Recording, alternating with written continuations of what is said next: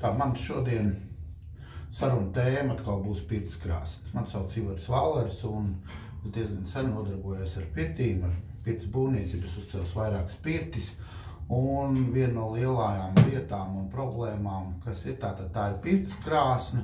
Un otra lielākā tēma, tas ir kā izbūvēt pašu pirti vai pirts telpu un kā pareizi to lāvas un visas ventilācijas un pārējais. Tad šī saruna būs divās daļās. Pirmā daļa būs pirts krāsnes. Pirts krāsnes izvēle ir ļoti svarīgi. Pirmais punkts.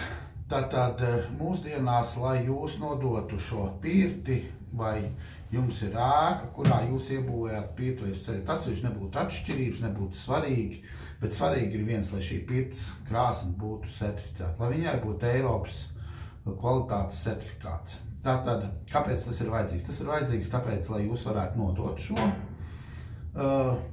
eksploatācijā, jo bez certificētām iekārtām jūs nevarat nodot nevienu ēku. Otrkārt, apdrošinātāji, viņi par to skaļi nerunā, bet nedod Dievs, jums notiek kāda uguns nelaime.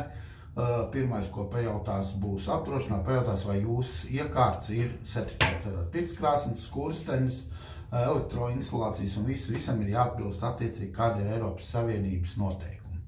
Tas būtu pats pirmais un galvenais punkts, kad jūs gribat sākt izvēlēties šo pirts krāsni. Otrs punkts, kā tālāk, tad jums ir jātiek skaidrībā, vai jūs šo pirti kurināsiet no pašas pirts telpas, no pērtuves vai no priekštelpas. Tātad ir divas šīs iespējas, kā jūs varat šo pirti kurināt, kur būtu šī kurtuve. Liela daļa izvēlās no priekštelpas, bet to, kā es uzsveru, tas ir viens no latviešu praktiskā punktiem. Latviešu praktiskais, noteikti būtu pareizāk teikt, ir tas, kad mēs gribam šo priekštelpu, kā kurinot no ārpus, mēs gribam šo priekštelpu apsildīt.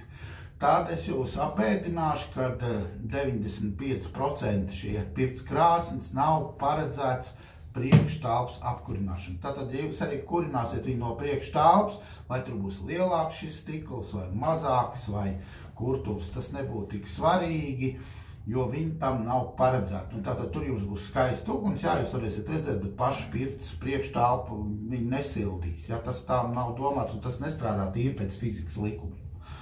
Ir dažas pirts krāsnes, kur ir kamīni uzmonstrēti un piemeistarots galā pirts krāsnes, bet tas jau ir tāds inženieru brīnums, kā es saku, bet ar pirtu nav nekāda saistība.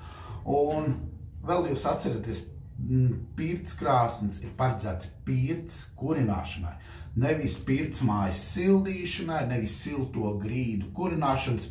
Es savā praksē ļoti daudz saskāries ar to, ka cilvēki iedomājas, ka viņi pieslēgs šo ūdeni, un mēs varēsim kurināt to visu savu telpu, savu pirts māju. Tad, mīļie cilvēki, atcerieties, ja jūs esat pielikuši šo kamīnu, vai jūs esat pielikuši to sildu ūdeni vai šķidrumu, ar ko jūs gribat sildīt šīs siltās grīdas, tad atcerieties vienu svarīgu lietu. Lai jūs uzsildītu šīs grīdas vai uzsildītu šo ēku, jums būs jākurina 3, 4, 5, 6 stundas. Tātad, ko tas nozīmē? Skatoties, cik jums liela ir šī ēka, kad viņi ir pēdējoreiz kurināti visu. Tas nozīmē to, ka jums šī pirts krāsne būs visu laiku jākurina. Ko tas nozīmē? Tīri tehniski. Tehniski tas nozīmē, ka šis pat pirts krāsne tiek pārkurināta. Tātad šī pirts telpa pirmkārt būs ļoti karsta, pārkurināt viņā nebūs iespējams normāli uzturēties.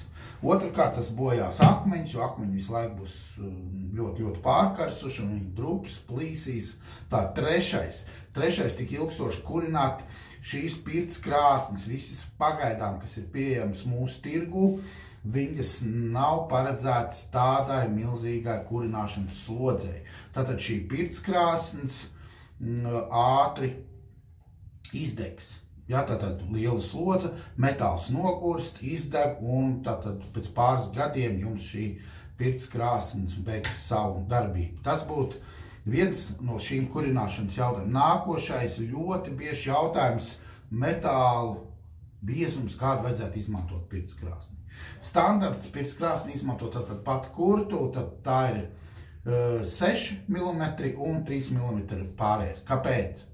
Tāpēc, lai šo pirts krāsni varētu ātri un efektīvi uzkurināt. Jo jums būs biezāks šis metāls, teiksim, tur centimetrs, pusotru, tad pat ir 2, tad ļoti, ļoti es redzu, kas piedāvā savās reklāmās, ka mēs varam uztaisīt, ir ļoti labi, jūs uztaisat ļoti bieza metāla, uztaisat šo pirtskrāsni, jūs domājat, ka viņi būs mūžīgi, nekā nebija. Varbūt viņi kalpos jums kādu ilgāk, varbūt 2, bet nedaudz ilgāk.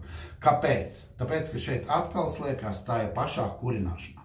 Ja jums ir jākurina šī pirtskrāsni, vai piemēram, normāli pirtskrāsni uzkurināt stundu, pusotru, vai jūs viņu kurināsiet 4 stundas. Tātad jums ir jāpatērē milzīgi daudz resursu, tātad šie ir malkas vai brikets, kurš kurina, vai arī teiksim, jāgaida ļoti ilgi, lai jūs tiktu tajā pirtī. Tātad jūs iet, tad pirts ir izkurinājusies pēc 4–5 stundām, un līdz ar to viņi atkal ir tas metāls uzsils, viņš ilgi jākurina, metāls deformējās, teiksim, pie šiem temperatūras maiņam un tā tālāk. Un līdz ar to jūs īstenībā galā neko neigustat, īstenībā tērējat lieku savu laiku un savu enerģiju. Teiksim, enerģija, tas ir tikai domāt savu enerģiju, bet arī malkas resurs, kurš šodien nav lēts. Vēl viens no svarīgiem punktiem tomēr paskatīties ražotājs, kuru krāsnīm ir šī energoefektivitāte. Tā es to varbūt būtu pareizi nosaukt, jo viens no svarīgiem punktiem ir tātad, kas jau tikko es teicu, tātad cik mēs tērējam šo malku. Ja krāsnes ir pareizi uzbūvēta un uztaisīta, tad šī energoefektivitāte var būt līdz 85%. Ir vairāk uzņēmumu, Harvey, piemēram, Skamets, tiem, kam ir šādas šī krāsna rādītāji. Un ļoti daudzām krāsnīm ir tas, kad mums ir vienkārši mēs kurinām vai sildam gaisu. Liela daļa ražotāji uztais vienkārši tādu teiksim, neliela aiztur, un principā viss, kas jums ir krāsnī, iet augšā ārā. Tad ir svarīgi tomēr izvērtēt šos ražotājus no tā viedokļa, kā viņi ir savu šo krāsni uzbūvējuši, kāda ir šī energoefektivitāte, lai jūs varat ātri, efektīgi un nedārgi izkurināt savu pirti. Tā kā šie ir tādi svarīgākie punkti, kurus jums vajadzētu ņemt vērā, lai jūs šo krāsni izvēlētos. Vēl viens ir ļoti bieži parādījušies ar tirgū šīs odarētās krāsnis, it kā šeit arī tas pats ir. Jums šī krāsni, šī odarētā krāsni, kur ir odarētā kurtuve, viņiem ir viens liels mīnus. Plus ir tas, kā šī krāsni ilgāk kalpo, mīnus ir tas, ka tātad jums ir ļoti ilgi jākurina, jo šis odarējums neļauj siltumam atdot uz ārā.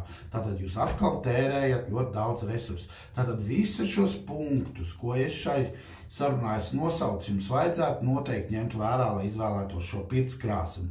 Un tad jums būs pirtskrāsni, kura būs Eiropas certificēta, kurai ir ļoti energoefektivitāte, ja, un nemeklējiet mājas apkuras sistēmas vai pirts mājas apkuras sistēmu caur pirtskrāsni.